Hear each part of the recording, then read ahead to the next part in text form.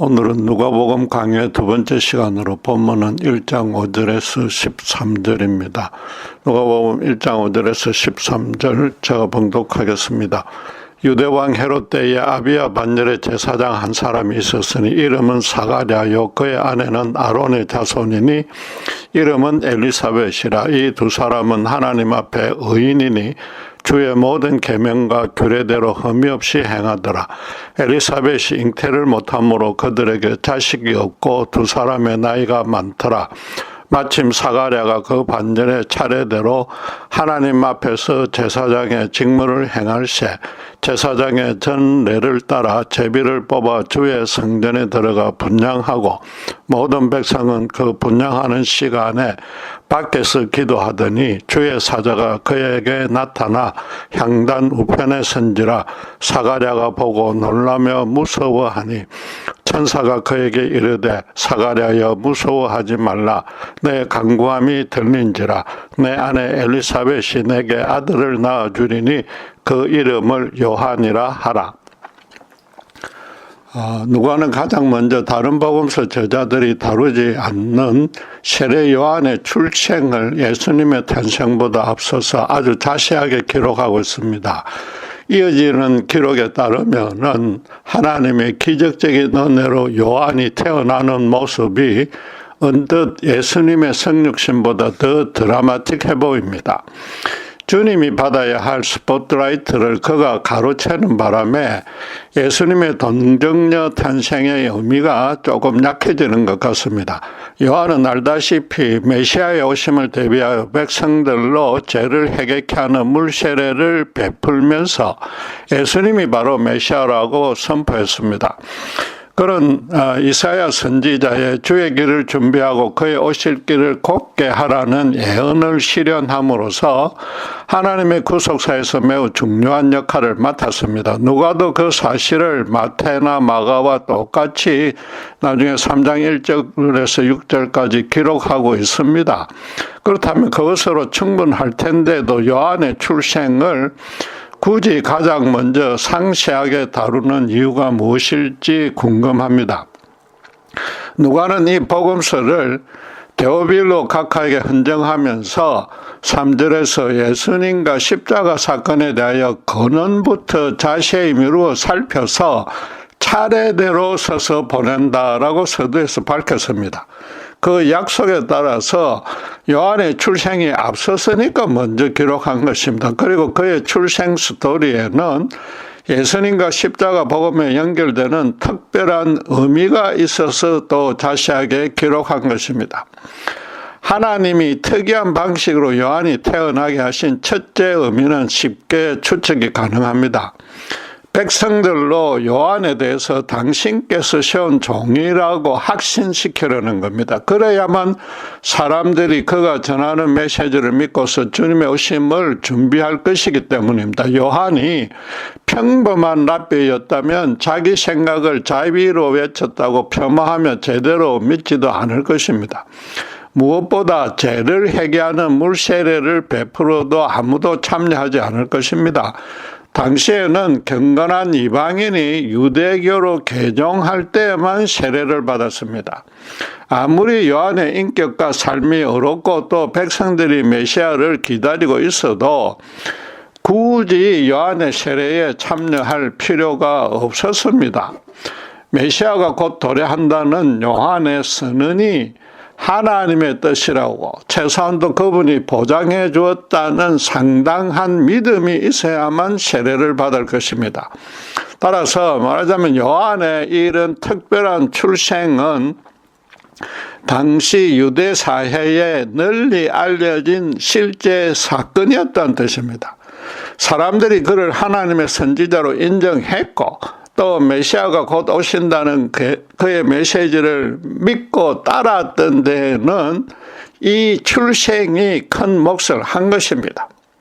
이것 외에도 이 출생이 당시의 유대인들은 물론 이 복음서를 읽을 데오빌로에게 말하자면 우리 같은 이방 신자에게 어떤 영향을 미쳤는지 순서대로 자세히 살펴보기로 합시다. 우선에 예수님의 동정녀 탄생의 역사적 진실성을 보증하려는 출생이라고 접근할 필요는 없습니다.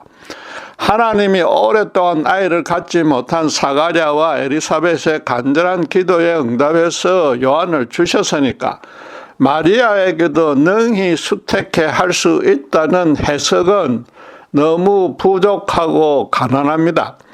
하나님에게 능치 못할 일이 없으며 그분보다 더 큰 일이나 더 큰 존재는 하나도 없습니다. 당신께서 마음만 먹이면 당장 이 땅을 새하늘과 새 땅으로 바꿀 수 있고 또 거꾸로 몽땅 진멸할 수도 있습니다.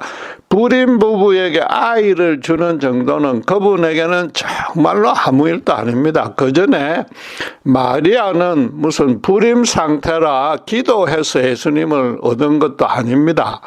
이사야가 7장 14절에 처녀가 잉태하여 아들을 낳을 것이요 그의 이름을 임마누엘이라 하리라고 예언한 그대로 하나님 쪽에서 일방적으로 실현한 것입니다.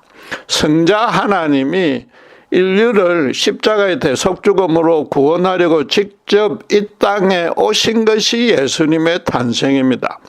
요한의 출생이 아무리 신령해 보여도 예수님의 성육신과 비교될 차원이 전혀 아니라는 말입니다. 그리고 아브라함과 사라에게서 이삭이 태어난 것과도 비교할 수 없습니다. 모세율법에 제사장은 50세가 되면 퇴직해야 되는데 사가랴가 아직 현직에 봉사하고 있었으므로 50세가 안 되었습니다. 엘리사벳의 나이는 알 수 없어도 어쨌든 부부가 건강했을 것이며 하나님이 잠시 엘리사벳의 태를 막아 놓았을 뿐입니다. 따라서 이 출생에서 하나님의 큰 권능에는 관심을 두지 말아야 하고 대신에 요한을 그런 때에 그런 방식으로 주신 그분의 뜻에 주목해야 됩니다. 누가는 요한의 아버지 사가랴와 어머니 엘리사벳 둘 다 제사장 집안 출신이라고 밝혔습니다. 율법이 제사장은 반드시 유대인 처녀와 결혼하라고 명령했어도 제사장 가문의 처녀여야 한다는 법은 없습니다. 그럼에도 제사장 가문끼리의 결혼은 당연히 아주 큰 영예로 여겨졌습니다. 그렇게 태어난 요한도 자연스레 하나님께 갑절의 은혜로 입은 자로 대우받을 것입니다. 누가는 또 요한의 엄마도 포함해서 부부 둘 다 하나님 앞에 의인이니 주의 모든 계명과 규례대로 흠이 없이 행하더라고 6절에서 설명합니다. 여성의 지위와 역할을 중요시했던 누가의 성향이 이 복음서의 서두에서부터 여실히 드러났습니다. 그들이 도덕적 영적인 죄를 짓지 않아서 하나님 앞에 의인이란 뜻은 당연히 아닙니다. 그렇게 따지자면 2000년 전에 인자로 오셨던 예수님을 빼고는 인류 역사상 의인은 단 한 명도 없습니다. 바리새인으로 율법에 능통했던 바울은 스스로 율법의 의로는 흠이 없는 자라고 칭했습니다. 그러다가 예수님을 인격적으로 대면한 후로는 자신이야말로 천하죄인 중에 괴수라고 철저히 회개하며 진솔하게 고백했습니다. 이 부부도 바울처럼 단순히 유대 사회에서 하나님의 계명을 잘 지키는 의인으로 평가받았다는 뜻입니다. 부부 둘 다 제사장 집안 출신이라 어려서부터 율법 준행이 몸에 배었을 것이므로 악한 짓은 전혀 잘 하지 않았고 그래서 더더욱 사람들로부터 존경받았을 것입니다. 문제는 이들 부부 사이에 오랫동안 아이가 없었다는 것입니다. 구약시대에는 시편 127편 3절이 말하듯이 자식들은 여호와의 기업이요 태의 열매요 그의 상급이라고 여겼고 그래서 자식은 하나님의 복을 받은 증거였습니다. 그 말씀을 반대로 따지면 자식이 없는 것은 대단한 수치이자 하나님께 죄를 지은 형벌로까지 여겨졌습니다. 남존여비 간섭이 강했던 시대라 아이를 낳지 못하는 여자가 더 큰 비난을 받았으며, 실제로 당시의 유대 랍비들은 자식을 못 낳는 아내는 이혼 정서를 써서 합법적으로 쫓아내라고까지 가르쳤습니다. 사가랴는 제사장임에도 자식이 없었으니까 더 큰 수치를 느꼈을 것입니다. 그래도 아내를 버리지 않은 것은 아직은 조금이나마 생산의 가능성이 있는 나이인데다가 아내를 사랑하는 마음이 절절했기 때문일 것입니다. 어쨌든 자식을 가지는 문제는 이 부부의 첫째가는 소원으로 쉬지 않고 기도했을 것입니다. 요한은 그런 간절한 기도의 열매였기에 그 부모들이 그랬던 것처럼 어려서부터 아버지 사가랴로부터 구약 성경을 통해 여호와에 관한 신앙교육을 철저히 받았을 것입니다.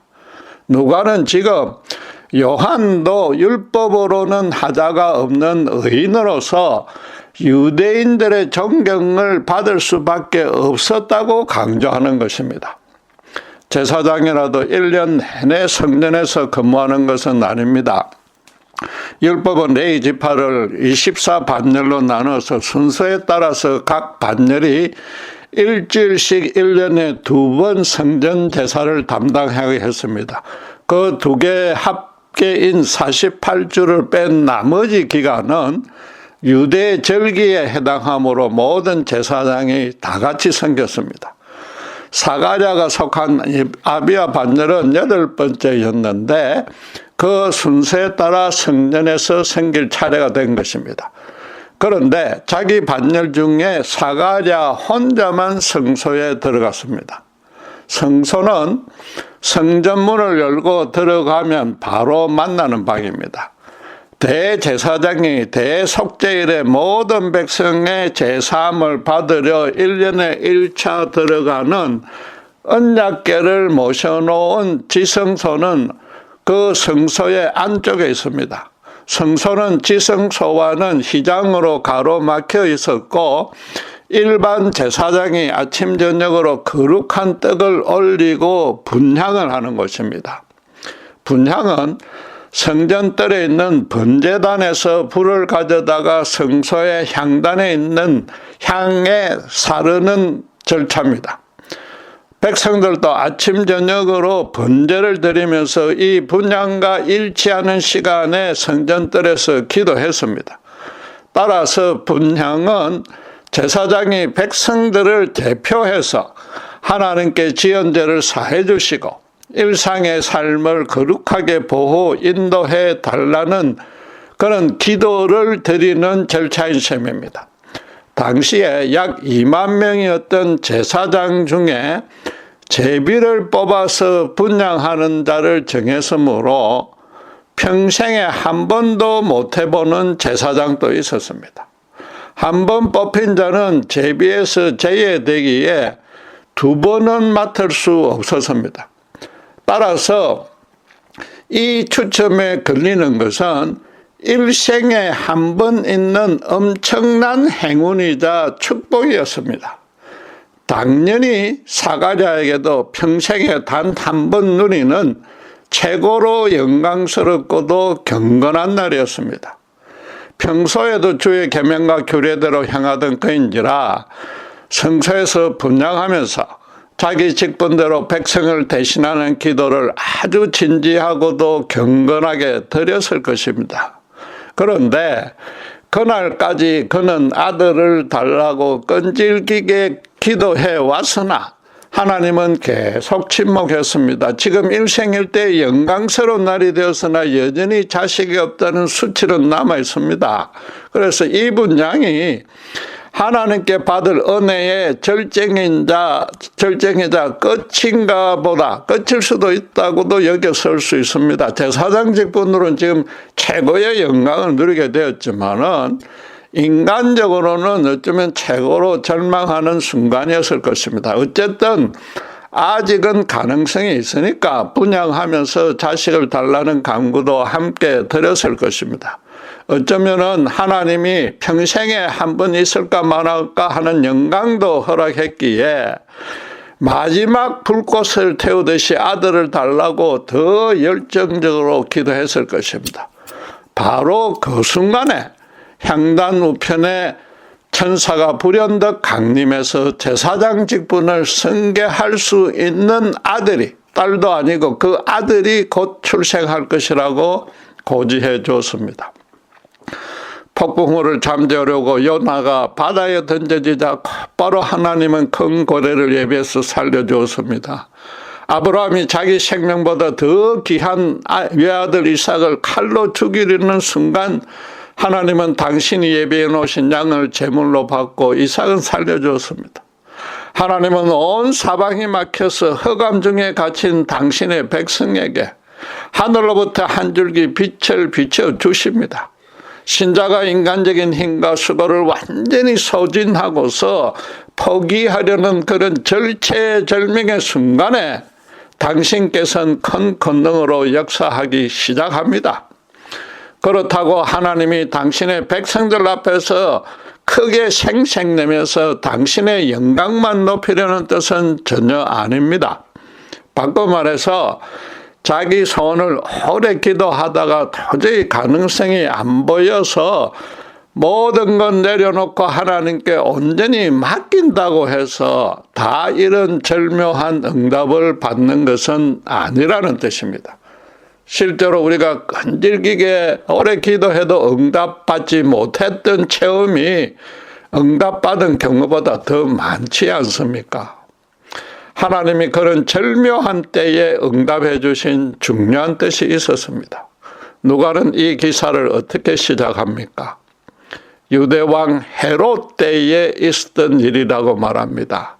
그 말이 의미하는 바를 아주 간단히 줄이면은 유대인들이 한꺼번에 3명의 정치 지도자들, 말하자면 왕들을 섬겨야만 했던 때라는 겁니다. 그 셋은 로마 총독 빌라도와 산헤드린이라고 불리는 유대 자치공회의 총회장인 대제사장과 로마 황제가 임명한 유다 지역의 분봉왕인 이두메 출신의 헤롯 대왕입니다. 로마는 유다를 식민지로 삼아서 정치적으로 압제하고 온갖 세금을 부과해서 경제적으로 수탈했습니다. 유대 대제사장은 성전세를 꼬박꼬박 징수하고 또 성전의 한전상과 재물장사처를 이용해서 백성들의 피를 빨아먹고 있었습니다. 이방인 헤롯 대왕은 개인적 탐욕을 채우기 위해 눈이 어두웠고 엄청난 성전 공사에 백성들을 동원했습니다. 이 셋 외에도 유대교 지도층인 바리새인들은 율법을 잘 지켜야 한다는 선한 의도로 출발했지만은 수많은 세부 계명들을 제정해서 서민들의 삶을, 일상적인 삶을 종교적으로 완전히 올가맸습니다. 사사기 시대에 이스라엘이 이방 나라처럼 왕정 제도를 채택해서 안정을 취하고 싶다고 하자 선지자 사무엘은 너희가 세운 왕들이 오히려 너희들을 착취 수탈할 것이라고 경고했습니다. 요한이 태어날 때 이스라엘은 말하자면 그런 왕들을 동시에 3명이나 섬기는 꼴이니까 생활의 피폐함도 3배로 늘어났고 끼니를 이어가기도 힘들 정도로 비참해졌습니다. 누가가 헤롯 때라고 강조한 뜻은 유다 백성들 사이에 메시아가 와서 다윗 왕국의 영광을 회복시키고 열방 위에 우뚝 세워주길 바라는 마음이 최고조에 달했을 때라는 것입니다. 온 백성이 절망의 구렁텅이에서 헤어나고 싶어서 간절히 기도하고 있었는데 안타깝게도 하나님은 말라기 선지자 이후로 400년이나 침묵으로 일관하고 있었습니다. 사람들이 정말로 하늘만 쳐다보다가 목이 빠질 판이 됐습니다. 사가랴가 제사장으로서 직분에 충성 헌신하려면 이런 백성들의 실상과 고충과 죄악 등을 잘 파악하고 있어야만 합니다. 그 전에 평생을 하나님께 바친 제사장인지라 구약 성경을 파고들면서 이런 상황을 허락하신 하나님의 뜻을 묻고 또 물었을 것입니다. 이 백성을 언제까지 이 극심한 환난 중에 버려두실 것인지 따지고 또 따졌을 것입니다. 하나님은 지금 나라를 위한 그의 간절한 기도에 응답하여서 단순히 자기 가문과 제사장 직분을 승계할 아들이 아니라 12지파를 다 구원할 메시아의 오심을 예비케 하는 종을 주신 것입니다. 여러분, 그가 절실히 기도했던 두 제목인 아들을 얻는 일과 나라가 회복되는 것 중에 어느 쪽이 그에게 더 긴급하고 중요했겠습니까? 추측컨대 아들을 얻는 것보다는 나라의 회복이었을 것이며, 그래서 천사의 예언을 듣고서도 나라가 회복된다는 것에 더 기뻤을 것입니다. 둘 다 아직 실현되지 않는 약속이지만은 아무래도 그 내용과 의미가 더 큰 약속을 더 기뻐하지 않겠습니까? 제가 무턱대고 그를 높여주려는 의도는 없으며 그가 제사장 직분에 충성했기 때문이라는 단순한 추측도 아닙니다. 우선 아이가 없은지 이미 오래되었기에 그렇게 절박하지는 않았을 것입니다. 아직은 육체적으로 건강하니까 좀 더 기다려보려 했거나 하나님이 끝까지 안 주시면 어쩔 수 없다고 여겼을 테니까 기도의 열정과 간절함이 점점 식어져 갔을 겁니다. 설령 아들을 얻어도 이처럼 절망적인 상황에서 살게 하고 싶지는 않았을 것입니다. 흔히들 남자는 부모님이 돌아가셨을 때와 나라를 빼앗을 때만 운다고 하고, 또 모든 종족들이 나라가 없는 것이 가장 큰 서러움이라고 말하지 않습니까? 무엇보다도 성경이 지금 그렇다고 말합니다. 천사가 너의 간구함이 들린지라고 하면서 요한의 출생고지는 간단히 언급하고 곧바로 본문에 이어서 그가 맡을 메시아를 대비케 하는 하나님의 일에 대해서는 아주 자세하게 계시해 주었습니다. 하나님도 사가랴가 이스라엘의 회복을 위해서 더 절실하게 기도한 것을 더 기쁘게 받았다는 뜻입니다. 그 사가랴의 이름도 하나님이 기억하셨다는 뜻입니다. 물론 그에게 둘 다 서로 비교할 수 없을 정도로 절실했겠지만은 이 둘이 별개의 사안이라서 따로 기도했고 응답도 따로 이루어지리라고 기대했을 것입니다. 그 둘이 연결되리라고는 상상도 못했을 것입니다. 그런데 하나님은 그 두 기도 제목을 동시에 완벽하게 응답하셨습니다. 예수님이 하나님의 나라와 그의 의를 먼저 구하면 나머지 모든 것은 더하리라고 약속하신 말씀이 주님이 태어나기 전에 이미 실현된 예입니다. 예수님이 영원한 하나님이시라는 또 다른 분명한 증거라는 겁니다. 예수님은 그런 논리를 마태복음 6장 10절에서 정식으로 기도에 가르치면서 강조했습니다. 가장 먼저 하나님의 나라가 임하길 구하라고 명했습니다. 하나님의 거룩한 통치가 이 땅에 실현해 달라는 뜻이므로 기도할 내용은 신자의 개인적인 소망과 계획과는 직접적인 관계가 없습니다. 믿음이 뜨겁게 기도해서 자기 나라를 하나님이 풍요롭게 키워주는 것이 절대 아니라는 겁니다. 예수님이 그렇게 가르쳤습니다. 신자는 언제 어디서나 하나님이 자기 인생에 계획하신 모든 거룩하고 신령하고 의로운 통치를 온전히 누리고 싶다는 소원과 열정으로 충만해져 있어야 됩니다. 그러려면은 범사의 그분의 인도에 기꺼이 또 준적으로 순응해야 되며, 그 전에 그게 하나님의 뜻인지 하나님의 인도인지 알기 위해서 성경의 절대적인 진리부터 정확히 알아야 됩니다. 주님은 또 그래서 곧바로 이어서 하늘에서 뜻이 이루어진 것 같이 땅에서도 이루어지길 위해서 기도하라고 가르쳤습니다. 하늘에서 이미 확정된 뜻과 계획을 이 땅에서도 그대로 온전히 실현해 달라는 그런 기도부터 하라는 겁니다. 하나님은 백성들로 메시아를 대비하게 이끄는 종을 먼저 보내겠다는 뜻을 약 700년 전에, 이때보다 그 700년 전에 이사야를 통해서 이미 예언해 놓았습니다. 사가랴로서는 하나님의 이스라엘을 향한 거룩한 통치가 그 구체적인 시기와 방법은 전혀 몰라서도 어쨌든 속히 이스라엘에게 임해주기를 간절히 기도했을 것입니다. 말하자면 이사야의 예언도 어서 빨리 실현해달라고 꾸준히 기도한 셈입니다. 하나님은 그의 기도가 하늘에서 이미 확정된 당신의 뜻과 합당하니까 응답해 준 것입니다. 그런데 메시아의 도래를 선포할 하나님의 종이 바로 자신에게서 태어날 아들이라고 합니다. 이스라엘의 회복이 이제 곧 자기 가문에서부터 시작된다는 뜻이니까 얼마나 더 영광스럽고 경이롭고 감격스러웠겠습니까? 천사가 14절에 너도 기뻐하고 즐거워할 것이요 많은 사람도 그의 태어남을 기뻐하느니라고 덧붙이는 까닭입니다. 요한의 출생고지는 결국 말라기 이후부터 지금까지의 침묵을 깨뜨리고 하나님 그분이 이스라엘을 회복하는 일을 본격적으로 시행할 것이란 뜻입니다. 헤롯을 비롯한 세속의 새 왕들의 불의한 통치를 끝내겠다는 뜻입니다.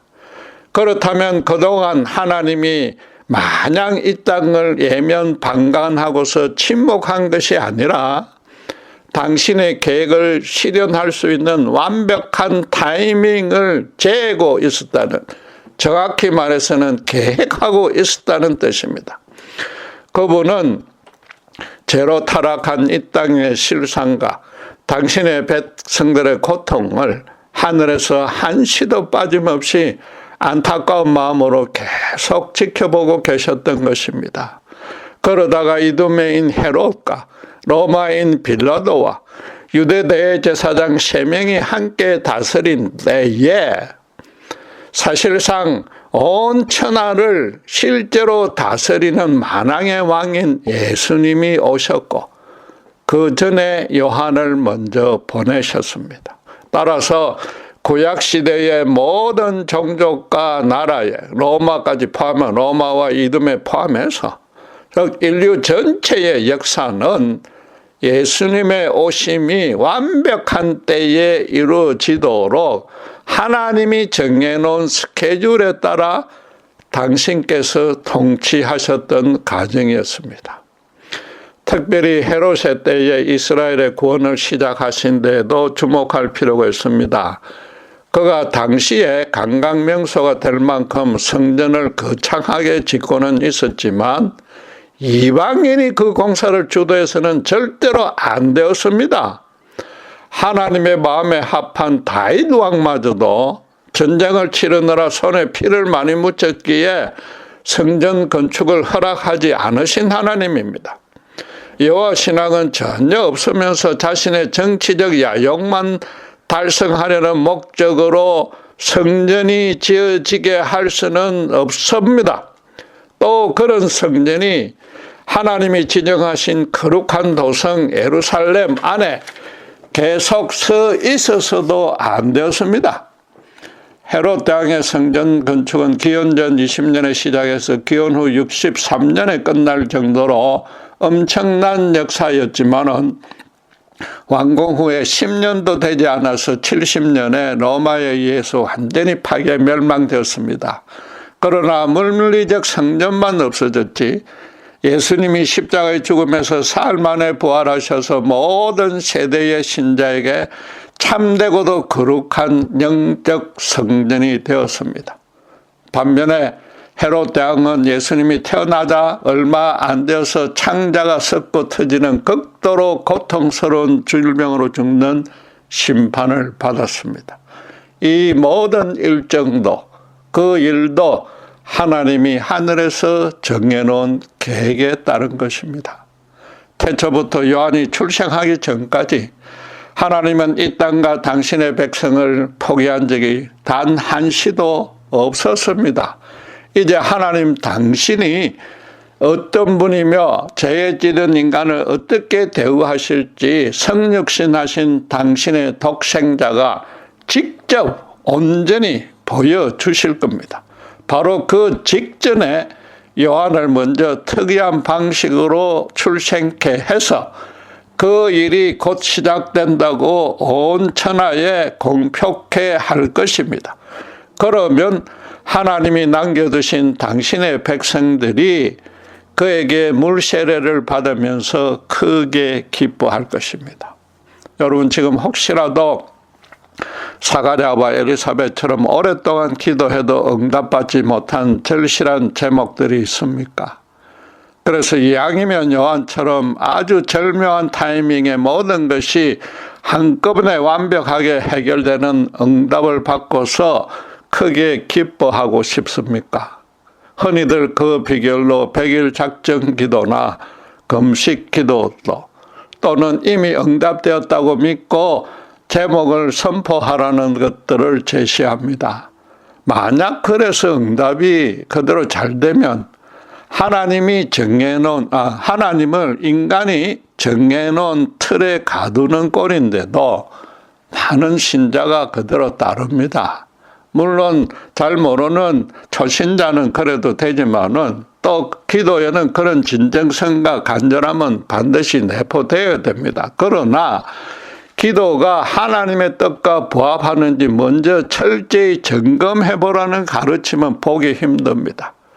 모든 신앙상의 문제는 절대로 예수님의 가르침에 따라야 됩니다. 모든 기도에서 반드시 하나님의 나라와 그의 의를 먼저 구해야 됩니다. 하나님의 나라가 단순히 교회나 목회자에게 충성하거나 기독교적인 계명에 헌신하는 일로 그치지 않습니다. 강대하신 하나님이 다스리는 강대하신 영역, 역사 전체가, 온 땅 전체가 그분의 나라입니다. 하나님은 창조 때 창세기 3장 15절에 에덴 동산에서부터 계시해 주신 십자가 복음을 헤롯의 때에 이르도록 점진적으로 확대하고 구체화시키고 있었습니다. 하나님의 인류 구원 계획은 이제 가시적으로 요한에게서부터 시작하여 골고다 언덕에서 온전히 실현될 것입니다. 하나님의 나라라는 것은 인류의 전 역사에 걸쳐서 예수님의 십자가가 이 땅에 당신의 백성들에게 가장 기쁜 소식이 되도록 만드는 삼위 하나님의 모든 섭리와 간섭과 통치입니다. 그 중에 평범한 제사장 부부에게 요한을 출생시킨 것도 바로 하나님의 나라와 그 의인 겁니다. 그래서 우리도 우리의 믿음을 갖게 된 근원부터 잘 살펴볼 필요가 있습니다. 우리 자신의 출생부터 더 나아가서 출생을 하게 해준 부모님도 다 포함해서 면밀하게 살펴보면 반드시 하나님의 은혜로운 간섭이 오래전부터 눈에 보이지 않았어도 작동했었음을 발견할 수 있습니다.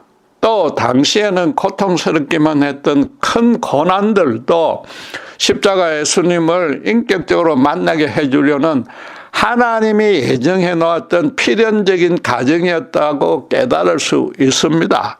신기하게도 그런 일들이 반드시 그때의 그 모습으로 진행되고 결말지어져야 했다는 당위성을 지녔고 또 그런 가운데 숨겨진 거룩한 뜻도 알 수 있습니다. 그 결과로 그 모든 일들의 배경에 나를 너무나도 사랑하시는 하나님이 계셨다는 고백이 저절로 눈물과 함께 나오게 된단 말입니다.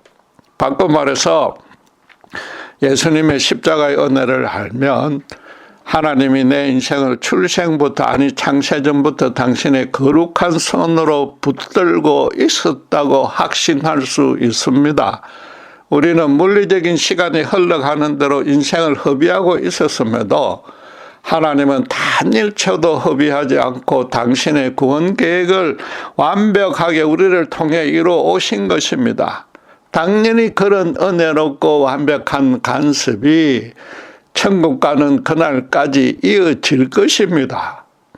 주님이 하늘에서 확정된 하나님의 뜻을 붙들고 기도해야 된다고 가르쳤으나 아무리 믿음이 좋고 신령한 신자라도 그 구체적인 뜻까지는 미리 알 수 없습니다. 자신이 소원하고 계획한 무슨 일이든 기도할 수는 있습니다. 그러나 기도를 하기 전에 과연 하나님의 뜻에 합당한지, 그리고 응답되었을 때 하나님의 영광이 어떤 방식으로든 드러났을 것인지는 따져봐야 합니다. 그 전에 더 중요한 사항은 따로 있습니다. 자신의 전 인생이 하나님의 거룩한 계획 안에 들어가 있고 지금 눈앞에 어떤 일이 생겨도 하나님이 그 계획으로 이끌어가는 가정이라는 확신부터 있어야 됩니다. 나를 통해서 하나님은 기어이 당신의 영광을 드러낼 것이므로 자기 전부를 그분께 온전히 맡게 됩니다.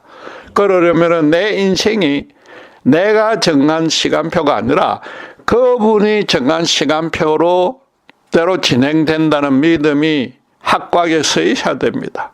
그래서 기도도 하나님의 시간표에 기꺼이 자기를 묻고 싶다는 내용이어야만 사가랴처럼 절묘한 타이밍에 완벽한 응답을 받을 수 있는 것입니다. 여러분, 지금 우리 주변을 한번 잘 살펴보십시오. 갈수록 빠듯해지는 현실 삶에 지쳐서 매우 힘들어하거나 죄로 타락해져서 하나님과 점점 멀어지거나 자기 인생이 어떻게 전개될지 몰라서 혼란스러워하거나 또 지구의 종말이 꼭 닥치지 않는지 불안해하는 사람들이 얼마나 많습니까? 하나님은 절대로 그들을 예면방간 포기하지 않고서 그 중에 당신의 남겨둔 백성은 당신의 시간표대로 지금 거룩하게 다스리고 계십니다. 그러면은 우리의 기도도 그들에게 어서 빨리 당신만의 무한하신 긍휼을 베풀어 달라고 해야만 하나님의 나라를 구하는 것이지 않습니까? 다시 강조하지만은 예수님은 신자 자신의 나라를 구하라고 가르친 적이 없습니다. 그리고 성경은 하나님의 그 스케줄이 어떻게 끝난다고 약속합니까? 예수님이 다시 오셔서 말씀의 검으로 모든 악한 세력을 멸하고 새하늘과 새 땅으로 바꿔주신다고 약속하지 않았습니까? 그때 우리도 신령한 육신을 입고서 주님과 함께 세세토록 왕노릇하게 될 것입니다. 정작 신자는 이를 위한 기도도 아주 간절하게 해야 됩니다. 그러면 사가랴처럼 자신의 오랜 개인적인 기도도 하나님의 뜻에 부합한다면은 절묘한 때와 방식으로 완벽하게 사가랴처럼 동시에 함께 응답해 줄 수도 있는 겁니다. 결론적으로 요한의 출생이 우리에게 말하는 바는 기도를 통해서 자신의 삶을 하나님의 시간표에 최대한 맞추면서 살아가야만 그게 온전한 믿음이라는 것입니다. 기도하겠습니다. 저희를 요한처럼 하나님의 말씀을 맡은 일꾼으로 불러주셨음에 감사합니다. 저희들의 모든 시선과 삶의 중심을 말씀을 받아야 할 그 목자일은 이 세대의 양떼들에게 두기를 원합니다. 저희들에게도 가장 먼저 그런 뜻을 하나님의 거룩한 신령과 그들에게 하나님의 신령한 통치가 임해주기를 저희들부터 간절히 소원하게 하시고, 그래서 언제 어디서나 하나님의 나라와 의를 먼저 구할 수 있도록 저희들을 인도해 주시옵소서. 감사합니다. 우리 주 예수 그리스도 이름으로 기도드렸습니다.